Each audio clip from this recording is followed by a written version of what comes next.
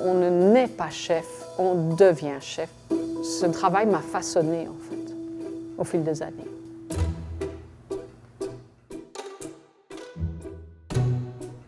J'ai un goût particulier pour les vieux livres de cuisine nord-américains. J'ai des vieux livres sur la cuisine de la patrie, livre de cuisine de la sœur Caron, la cuisine raisonnée, mais une vieille édition. Et je trouve ça très intéressant pour une immigrante de s'imprégner de ce qui a fait le Québec, en fait. Au fil des années, j'ai pu me constituer un bon réseau de fournisseurs locaux. J'essaye de court-circuiter les intermédiaires.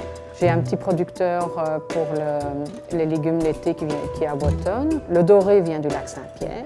Mon bœuf vient d'Asbestos, de Viande-la-Roche. L'agneau vient ici de Denville, de chez M. Laberge. Martine et Patrick, c'était certainement les premiers dans la région à utiliser des produits locaux. Et au début, quand j'ai rencontré Robert, j'ai acheté un agneau, j'ai évalué le rendement sur la carcasse. Et j'ai dit, OK, c'est correct, Robert, il y a du stock sur le gigot. Moi, ma hantise, c'est de ne plus avoir que des clients de ma génération. Donc, je vais chercher des tendances. En fait, je suis plus sucre d'érable que sirop. Je n'ai pas à modifier les ratios dans mes recettes. Le sucre est à peu près équivalent, donc du sucre blanc. Donc on fait simplement remplacer l'un par l'autre et la recette fonctionne. L'érable est un peu plus viril comme sucre. Moi, je trouve ça. Il a plus de caractère.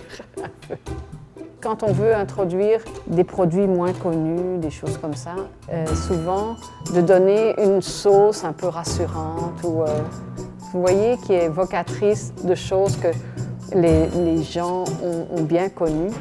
Comme dans le temps des fêtes, je vais récupérer, mettons, la combinaison d'épices, de girofle, cannelle, gingembre, ces choses-là, pour parfumer des sauces.